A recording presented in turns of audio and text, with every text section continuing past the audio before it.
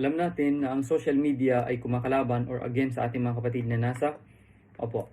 At meron nagtanong about boycotting, mag-work ba ito? Meron ba itong epekto? Of course, alam natin on a big scale, it works. Mag-work ito.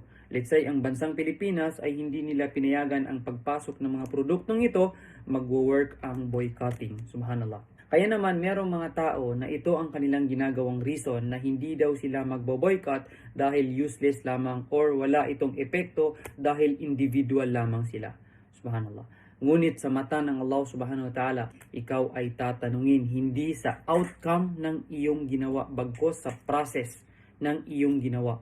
Meron ka bang ginawa sa panahon na ito? Yan ang itatanong sa iyo ng Allah subhanahu wa ta'ala.